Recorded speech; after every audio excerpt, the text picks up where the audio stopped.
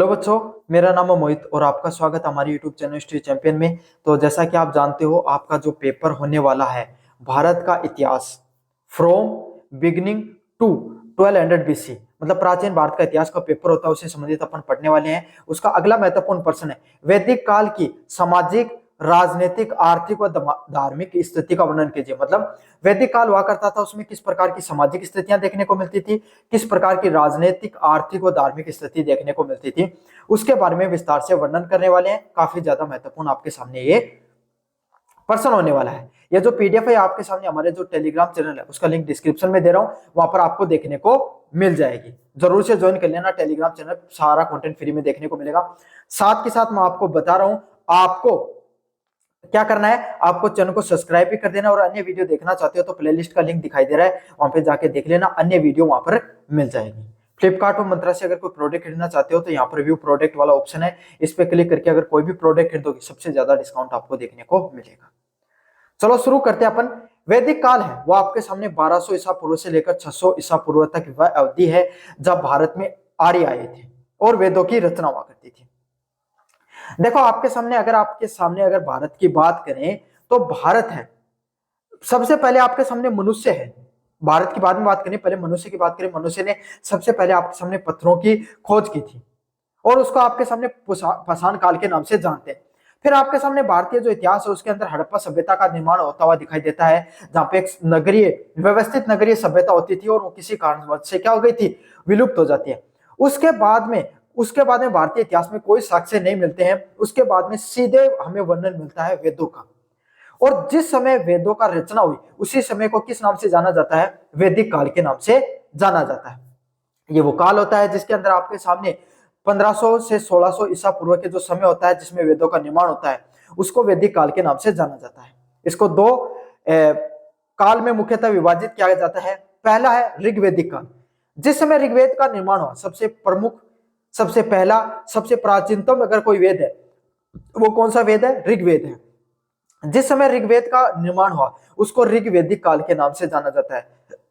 किस काल से नाम से जाना जाता है, ऋग्वैदिक काल के नाम से जाना जाता है, जो 1500 से लेकर 1000 ईसा पूर्व का समय होता है।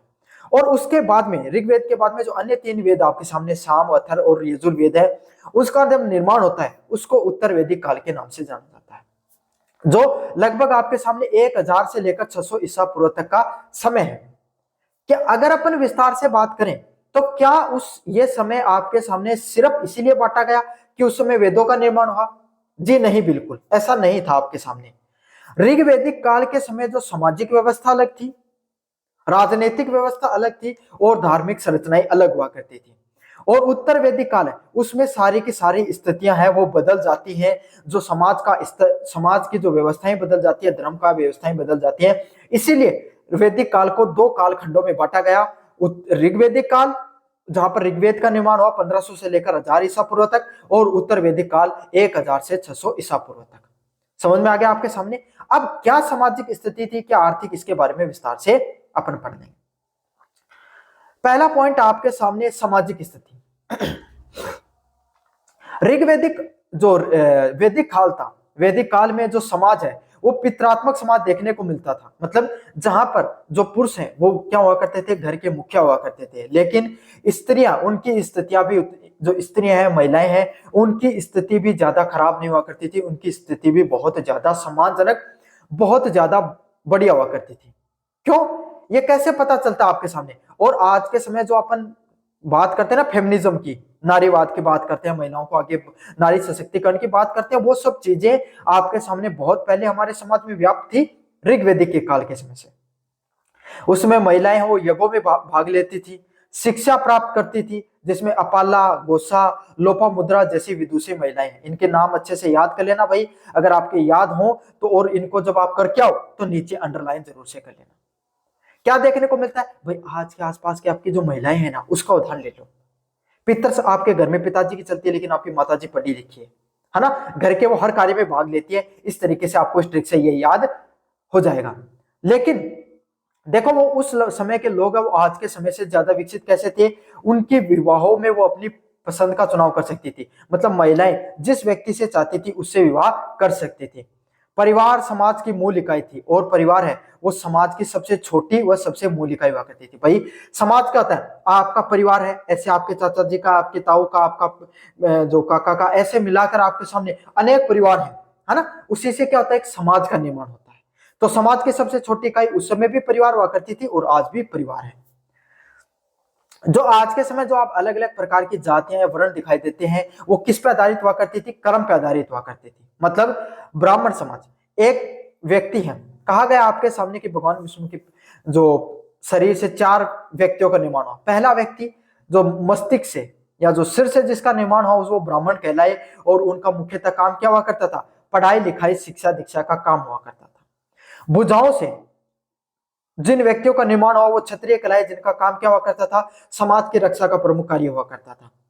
पेट से, समझ में आ गया आपके सामने, पेट से मतलब जो आपके सामने कृषक वर्ग हुआ करता था, जो आपके सामने व्यापारी वर्ग हुआ करता था, उसको वैश्य वर्ग के नाम से जाना जाता था। और जो जिनको पादुकाओं से जिनका निर्माण हुआ, या फिर जो समाज के अन्य वर्गों के जो क्या करते थे, आपके सामने सेवा करते थे, वो शूद्र वर्ग के नाम से जाना गया था। सीधी सीधी अगर व्यवस्थित रूप से जाना जाए तो ये पितरा जो ये जो मैंने आपको कहानी सुनाई, ये वास्तविक है, उस वेदों में दी गई है, लेकिन ये एक प्रकार के चित्र के माध्यम से समझाने का प्रयास किया गया था कि जैसे भाई दिमाग है, मतलब ब्राह्मण क्या करते थे, पढ़ाई लिखाई का काम करते थे, तो इसका अर्थ क्या, वो अपने मस्तिष्क का प्रयोग करते थे। कोई भी क्षत्रिय व्यक्ति वो रक्षा करेगा तो हाथों से करेगा, तो इसको भुजाओं से उनकी उत्पत्ति मानी गई। कोई भी व्यापार करेगा, व्यापारी क्यों करते हैं भाई, खेती का, उस समय व्यापार किसका होता था, कृषि का, और कृषि करके इंसान का क्या होता है, पेट भरता है, तो पेट का निर्माण कर दिया, सेवा करने के लिए चरणों का निर्माण कर लिया। तो इस प्रकार की जो ट्रिक है उसको आप बना के आना और इसको लिख देना बाकायदा एक एक करके, जिससे हमारा जो समाज है वो लचीलापन था और संयुक्त परिवार की जो प्रथा है वो प्रचलित थी। हमारा जो सामाजिक प्रणाली हुआ करती थी वो कैसी हुआ करती थी, लचीलेपन उसमें देखने को मिलता था, और जो संयुक्त परिवार है उसकी व्यवस्था हमारे समाज में देखने को मिलती थी मुख्यतः। यह तो था आपके सामने ऋग्वैदिक काल में। उत्तर वैदिक काल में क्या देखने को मिलता है, उत्तर वैदिक काल में जो स्त्रियां हैं उनकी स्थिति में गिरावट आई थी। समझ में आ गया, उन्हें यज्ञों व सभाओं में भाग लेने से वंचित किया जाने लगा। धीरे धीरे क्या हुआ, महिलाओं को जो यज्ञ हो गई, जो सभाएं हुआ करती थी, सभाएं क्या हुआ करती थी, ये सभा हुआ करती थी जहां पर आपके सामने जो समाज के सभी लोग जो वर्ग हुआ करते थे वो बैठकर कोई फैसले लिया करते थे। उसमें यज्ञों में और महिलाओं को अब भाग नहीं लेने दिया जाता था। धीरे धीरे बाल विवाह व बहु विवाह का प्रचलन बढ़ने लगा। मतलब क्या होने लगा, बाल विवाह व बहु विवाह है उनका प्रचलन बढ़ने लगा। ऐसा क्यों हुआ, क्यों, क्योंकि समाज में जब उत्तर वैदिक काल आए तब बड़े बड़े जनपदों, बड़े बड़े नगरों का जो आपके सामने जन है, जनपद तो नहीं हुए लेकिन जनों का जन है उनका निर्माण होना शुरू हुआ। जन मतलब बड़े बड़े राजाओं का निर्माण शुरू हुआ, राज्यों का निर्माण होना शुरू हुआ, जिससे क्या हुआ, आपके सामने जो स्त्रियां हैं उनके खिलाफ अत्याचार भी बढ़ने लगे। इसलिए बाल विवाह, छोटी विवाह में उम्र में उनकी शादी करना और एक से अधिक जो शादियां, उसका प्रचलन बढ़ने लग गया। साथ के साथ धीरे धीरे क्या आपके सामने जो व्यवस्था है, समाज की जो व्यवस्था, वो वर्ण व्यवस्था जन्म आधारित हो गई। मतलब जो समाज में जो अलग अलग प्रकार के वर्ण देखने को मिलते हैं वो अब जन्म के आधार पर होने लगे। जिस कुल में जन्म लोगे, ब्राह्मण कुल में जन्म लोगे तो ब्राह्मण कहलाओगे, अगर वैश्य कुल में जन्म लोगे तो वैश्य कहलाओगे, शूद्र कुल में जन्म लोगे तो शूद्र कहलाओगे, और क्षत्रिय कुल में जन्म लोगे क्षत्रिय कहलाओगे। और धीरे धीरे कठोरता भी आनी शुरू हो गई। मतलब अब क्या हो गया, लोग भेदभाव करना धीरे धीरे उन्होंने शुरू कर दिया।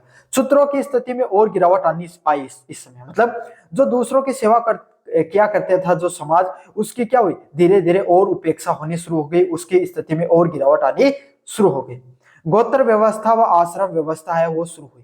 गोत्र व्यवस्था क्या, जो आज के समय जो आप अपने गोद देखते हो ना, वह आप अपने नाम के आगे क्या लगाते हो, वो व्यवस्था भी शुरू होने लगी। मतलब जातियों के अंदर भी अलग प्रकार का विभाजन देखने को मिलने लगा।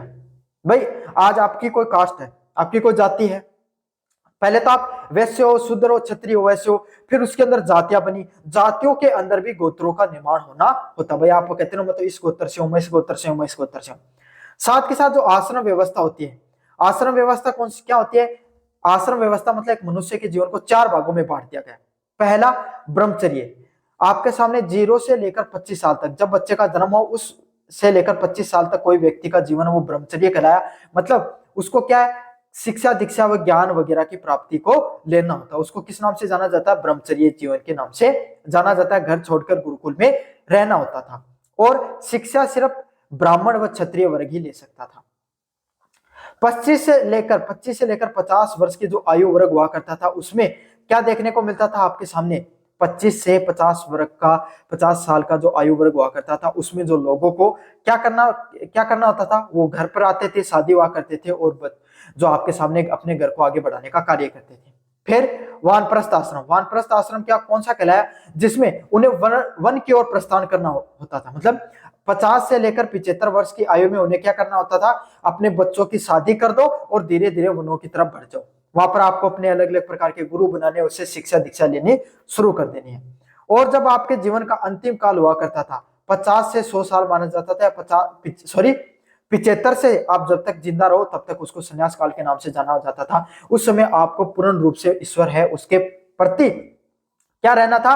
उसके प्रति पूर्ण रूप से समर्पित हो जाना था। उसको संन्यास आश्रम के नाम से जाना जाता है। यह तो था आपके सामने सामाजिक स्थिति। अगर सामाजिक स्थिति का प्रश्न आए, अच्छे से करके आ जाना। समझ में आ गया आपके सामने? अगले वाले पॉइंट की बात करें, आपके सामने कौन सी स्थिति है? राजनीतिक स्थिति समाज में किस प्रकार की हुआ करती थी जो वैदिक काल में। ऋग्वैदिक काल में जो राजनीतिक इकाई का आधार जन व कबीला हुआ करता था। मतलब सबसे छोटे छोटे जो अलग अलग प्रकार के कबीले दिखाई पड़ते थे। शासन का जो स्वरूप है वो कबीलाई राजतंत्र हुआ करता था। मतलब एक कबीला का कबीला मतलब 50-60 हजार तक एक लोग एक जगह इकट्ठा रहा करते थे, वनों के अंदर या नदियों के किनारे हुआ करते थे। उसको जन के नाम से, कबीलों के नाम से जाना जाता है। उसको जो सबसे ज्यादा मजबूत, जो रक्षा कर सकता पूरे सभी लोगों की, कबीले की, वो क्या करता था? वहां पर राज करता था। एक प्रकार का राजतंत्र ही देखने को मिलता था। जो आपके सामने जो कबीले का जो मुखिया हुआ करता था, उसको किस नाम से जाना जाता है? राजा, राजन या जन के नाम से जाना जाता है। जन का मुखिया के नाम से जाना जाता। तो उस समय का राजा को किस नाम से जानते थे? राजन के नाम से जानते थे। पद कैसे हुआ करता था? वंशानुक्रत, मतलब अनुवांशिक नहीं हुआ करता था, बल्कि कबीलों द्वारा चुना जाता था। मतलब क्या हुआ करता था भाई, एक कोई राजा जो सबसे शक्तिशाली व्यक्ति, उसको इस बार चुन लिया, अब उसकी मृत्यु हो गई तो ऐसे नहीं वो अपने बेटे को बना देगा, नहीं नहीं, उन कबीले में से वो कबीले वाले फिर एक जगह मीटिंग का में हिस्सा लेंगे और क्या करेंगे? आपके सामने फिर से जो सबसे शक्तिशाली नया व्यक्ति है वो आपके सामने चुना जाएगा। समझ में आ गया आपको अच्छे से? राजा की सहायता के लिए सभा, श्रेष्ठ लोगों की जो समिति है वो हुआ करती थी। मतलब जो राजा हुआ करता था उसकी सहायता के लिए क्या हुआ करती थी? आपके सामने सभा है वो हुआ करती थी। मतलब जो श्रेष्ठ लोग, मजबूत लोग हुआ करते थे, उनकी एक प्रकार की परिषद देखने को मिलती थी। समझ में आ गया? तो दो प्रकार की आपके सामने सभा हुआ करती थी, एक तो सभा और समिति। समिति में आम लोग भाग लेते थे, सभा में कौन? श्रेष्ठ लोग। मतलब जो राजा हुआ करते, जो राजन हुआ करते थे, उसकी जो मंत्री परिषद हुआ करती थी, है ना, उसके जो कामकाज में जो देखरेख करते थे वो उसमें भाग लेते थे सभा में, और समिति में सभी लोग भाग ले सकते थे। युद्ध मुख्यतः किसके लिए हुआ करता था? आपके सामने गायों के लिए लड़े जाते थे। क्यों लड़े जाते थे गायों के लिए? क्यों? क्योंकि गायें हैं वो उस समय दूध दिया करती थी, है ना। आपके सामने गायों को इसलिए पूजा जाता था क्योंकि वो आकर्षित, एक तो गाय से बछड़े, जो बैल है उस होता था, बैल से कृषि की जाती थी एक प्रकार से। दूसरी बात क्या है? वो आपके सामने दूध देती थी, है ना, लोगों के जीवन यापन का मुख्य जरिया हुआ करती थी। इसलिए लड़ाई किसके लिए हुआ करती थी? गायों के लिए लड़ाई हुआ करती थी। तभी से हिंदू धर्म में उसका मुख्य जो पशु है, पूजनीय पशु किसको माना जाता है? गायों को माना जाता है। उत्तर वैदिक काल, छोटे जन मिलकर बड़े जनपद का निर्माण करने लगे। मतलब आपके सामने जो छोटे छोटे जनपद हैं, उनसे क्या हुआ? बड़े बड़े जनपदों का निर्माण होना शुरू हुआ। वैदिक काल में छोटे, जो आपके सामने जो ऋग्वैदिक काल है उसमें छोटे छोटे कबीले हुआ करते थे। अब भाई जनसंख्या धीरे धीरे बढ़ने लग गई। अब जहां पे हजारों में जो जनसंख्या रहा करती थी वो 10,000 20,000 में बढ़ने लग गई थी। इसलिए अब जन से बढ़कर उनको क्या कहने लगे? आपके सामने जनपद। मतलब छोटे राज्यों से बड़े राज्य, उनको जनपदों के नाम से जाना जाता था। राजा का जो पद है वो अनुवांशिक हो गया और राजा की शक्ति में भी वृद्धि होनी शुरू हो गई। मतलब जो राजा का पद है वो धीरे धीरे, अब ऐसे नहीं कबीले वाले नहीं चुनते थे आपके सामने। अब क्या होता था? जो राजा जो चुना गया है वही अपने बेटे को बैठा देता था। अनुवांशिक जो पद्धति है वो देखने को मिली, और अब क्या, राजा और ज्यादा शक्तिशाली होने लगे। राजा ने आपके सामने अलग अलग प्रकार की जो उपाधियां, सम्राट जैसी उपाधियां धारण करना शुरू कर दिया। मतलब जो राजा हुआ करता था उसने क्या किया? अपने जो अलग अलग प्रकार की जो उपाधियां हैं उसको उसने धारण करना शुरू कर दिया, और राजस्व व वाजपेयी जैसे बड़े यज्ञों का आपके सामने आयोजन करके अपने शक्तियों का प्रदर्शन करना शुरू किया। राजस्व मतलब ऐसा राजा जो सभी राज्यों पर नियंत्रण मतलब जो राजा हुआ करते थे वो अपनी शक्तियों को दिखाने के लिए बड़े बड़े यज्ञों का आयोजन करते थे, जिसमें आसपास के सभी राजाओं को क्या करते थे, आमंत्रित करते थे और अपनी शक्तियों का प्रदर्शन किया करते थे। समझ में आ गया आपके सामने? मतलब राजतंत्र अब धीरे धीरे बढ़ने लग गया था। जो वर्तमान का जो राजतंत्र है ना, जो आपके सामने जो पहले, अब तो लोकतंत्र है, उससे पहले जो राजतंत्र देखने को मिलता था मुगल काल तक, वो किसकी देन थी आपके सामने? उत्तर वैदिक काल से ही शुरू हो गया था।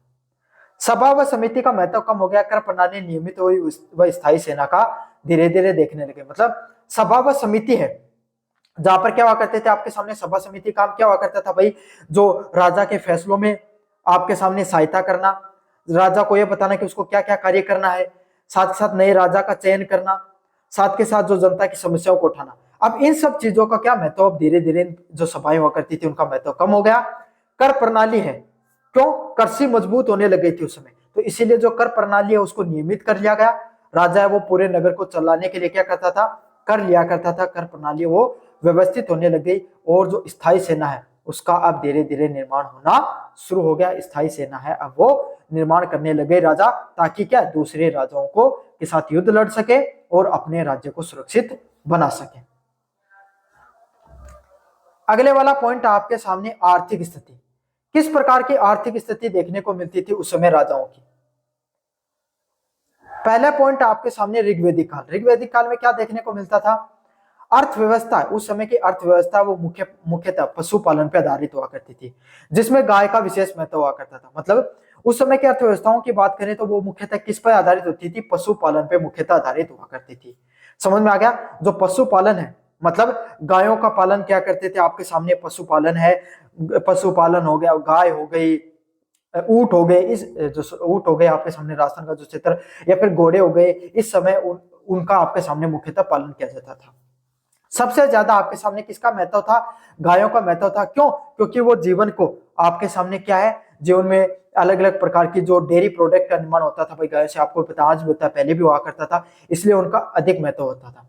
साथ के साथ हल वगैरह को जोतने के लिए जो बैलों वगैरह का प्रयोग किया जाता था, जो गाय से ही उसका, गाय का बछड़ा होता था उससे, तो इसीलिए गाय है वो सबसे ज्यादा महत्वपूर्ण हुआ करती थी।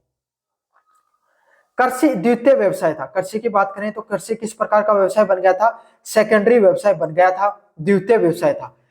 ऋग्वैदिक काल में ना गायों का जब पशुपालन आधारित अर्थव्यवस्था देखने को मिलती थी, मतलब जिसके पास जितनी गायें हैं वो उतना ज्यादा अमीर है। कृषि का उतना ज्यादा महत्व नहीं हुआ करता था उस समय। जो मुख्य जो फसल होती है वो मुख्य फसल होती है, और अलग अलग प्रकार के जो शिल्प कला है, जैसे कि कुम्हार, नाई, बनाई, जो बढ़ईगिरी जैसे जो शिल्प है वो प्रचलित हुआ करते थे। साथ के साथ वस्तु विनिमय से आधारित आपके सामने जो समाज है वो देखने को मिलता था। अगले वाले पॉइंट की बात करें आपके सामने, उत्तर वैदिक काल अर्थव्यवस्था का मुख्य आधार बन गया था। मतलब जो कृषि व्यवस्था है, जो कृषि अर्थव्यवस्था है, उसका मुख्य आधार क्या बन गया था आपके सामने? उत्तर वैदिक काल है वो मुख्य आधार बन गया था, जिसमें चावल, गेहूं, जो की खेती है उससे संबंधित आपके सामने जो अर्थव्यवस्था है वो देखने को मिलती थी। लोहे से व्यापक, जो लोहे का बड़े स्तर पर उपयोग करना लोगों ने शुरू कर दिया था। कृषि उपकरणों और हथियारों का निर्माण को धीरे धीरे बढ़ावा देना शुरू कर दिया था। मतलब जो कृषि के जो अलग अलग प्रकार के जो उपकरण होते हैं और हथियार है, अब उनका भी धीरे धीरे इन्होंने निर्माण करना शुरू कर दिया था। साथ ही साथ आपके सामने क्या हुआ, आपके सामने एक प्रकार की जो नगरीय व्यवस्था है उसका भी निर्माण होना शुरू हो गया था। व्यापार व वाणिज्य में धीरे धीरे वृद्धि होनी शुरू हुई, जिससे आपके सामने निष्क जैसी जो मुद्राएं हैं उनका प्रयोग होना, मुद्राओं का उपयोग होना शुरू हो गया था। साथ के साथ विभिन्न व्यवसाय आधारित शिल्प संघ व गिल्ड व्यवस्थित होना शुरू हो गया था आपके सामने, जैसे क्या अलग अलग प्रकार के जो व्यवसाय हैं उसका निर्माण होना शुरू हो गया था। मतलब कृषि भी धीरे धीरे उत्तर वैदिक काल में वो मजबूत होने लग गई। जो पहले पशुपालन आधारित जो अर्थव्यवस्था हुआ करती थी, अब वो किस पे आधारित? कृषि आधारित अर्थव्यवस्था होने लगी। समझ में आ गया आपके सामने? जिसके पास जितनी ज्यादा जमीन हुआ करती थी वो उतना ज्यादा अमीर हुआ करता था। साथ के साथ अलग अलग प्रकार के जो कृषि किसे, भाई कृषि का महत्व बढ़ा, कृषि आधारित अर्थव्यवस्था हुई तो उससे संबंधित उपकरणों की जरूरत पड़ी, तो अलग अलग प्रकार के जो शिल्पकार हैं जो उन सब चीजों का निर्माण करते हैं उनकी भी जरूरतें बढ़नी शुरू हो गई। धार्मिक स्थिति की बात करें आपके सामने, पहले वाला पॉइंट आपके सामने ऋग्वैदिक काल, धर्म सरल और आपके सामने प्रकृतिवादी था। ऋग्वैदिक काल में किस प्रकार का जो वैदिक काल हुआ करता है, ऋग्वैदिक काल हुआ करता है, उसमें किस प्रकार का आपके सामने धर्म देखने को मिलता था? किस प्रकार का? सरल व प्रकृतिवादी हुआ करता था। मतलब एकदम सरल आपके सामने धर्म हुआ करता था, जिसमें जो प्रकृति से आधारित आपके सामने क्या हुआ करते थे, जो राजा हुआ करते थे उसी प्रकार का धर्म बन जाता था। मतलब लोगों को क्या, एक साल बारिश नहीं हुई है ना, तो लोगों ने क्या, इंद्र की पूजा करनी शुरू की। समझ, एक ऐसा देवता जो बरसात करवाए, जो युद्ध के समय महत्वपूर्ण योगदान दे। कोई युद्ध करने जा रहा कोई राजा, तो आशीर्वाद लेने के लिए किस देवता को पूजा करते थे, इंद्र देव को पूजा करते थे। साथ के साथ जो अग्नि है उसमें देवताएं और मनुष्य के बीच में जो मध्यस्थ कराने के लिए उपयोग किया जाता। मतलब अग्नि भाई कितनी ज्यादा महत्वपूर्ण हुआ करती थी वैदिक काल में।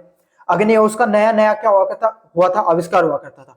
मनुष्य शिकार करके आपके सामने अग्नि पर उस मांस को पकाया करते थे। भोजन को पकाने के लिए जो शाकाहारी जो लोग हुआ करते थे वो भी भोजन को पकाने के लिए अग्नि का प्रयोग करते थे। तो उस समय अग्नि उसका सबसे ज्यादा महत्वपूर्ण योगदान होता था समाज में, इसलिए अग्नि को भी देवता के रूप में माना जाता था। क्यों, एक अद्भुत चीज थी उस समय के लोगों के लिए अग्नि, जो क्या करती, भाई खाने को पका दे रही है ना, स्वाद बढ़ जा रहा है उससे, है ना। तो इस प्रकार से क्या, देवता और मनुष्य के बीच में अग्नि का क्या क्या हुआ करता था, एक मध्यस्थता का बीच का अंतर माना जाता था। आज भी ओम करते हैं तो क्या करते हैं, आपके सामने अग्नि कुंड का निर्माण किया जाता है ना आपके सामने। इसीलिए क्या है, अग्नि का बहुत ज्यादा महत्वपूर्ण था। वरुण देवता जो नैतिक व्यवस्थाओं के संरक्षक हुआ करते थे, वरुण देवता है, उसका भी क्या किया गया आपके सामने, उसका भी निर्माण किया गया, जिसमें अलग अलग प्रकार के आपके सामने वायु, सूर्य जैसे प्राकृतिक शक्तियों की पूजा की जाती थी। जहां पे अलग अलग प्रकार के जो देवता हुआ करते हैं, कौन से देवता आपके सामने, वायु, सूर्य जैसे जो प्राकृतिक जो शक्तियों की जो पूजा करने का भी कार्य किया जाता था। समझ में आ गया आपके सामने, जैसे आसपास की प्रकृति वैसे ही देवताओं का भी निर्माण होता था। यज्ञ आपके सामने सरल होते थे, जिनका उद्देश्य पुत्र, पशु, धन और की प्राप्ति के लिए प्रयोग किया जाता था। तो यज्ञ किस प्रकार के हुआ करते थे, एकदम सरल प्रकार के यज्ञ होते थे, जिसके लिए पुत्र प्राप्ति के लिए यज्ञ किया जाता था, पशु के लिए, धन की प्राप्ति के लिए आपके सामने यज्ञ किया जाता था। मूर्ति पूजा व मंदिरों के निर्माण का कोई भी प्रमाण नहीं मिलता है। यहाँ पर साथ के साथ आपके सामने मूर्ति पूजा कोई प्रमाण नहीं है, और मंदिरों का यहाँ पर कोई भी प्रमाण नहीं देखने को मिलता है आपके सामने। अब अगले वाला पॉइंट है, उत्तर वैदिक काल में क्या देखने को मिलता है। धीरे धीरे है धर्म है उसमें जटिलताएं बढ़नी शुरू हुई। प्रजापति ब्रह्मा है, विष्णु और रुद्र शिव जैसे नए देवताओं प्रमुख हुआ। मतलब अब क्या हुए, जो देवता हैं वो और ज्यादा अपने विस्तार से देखने को मिले।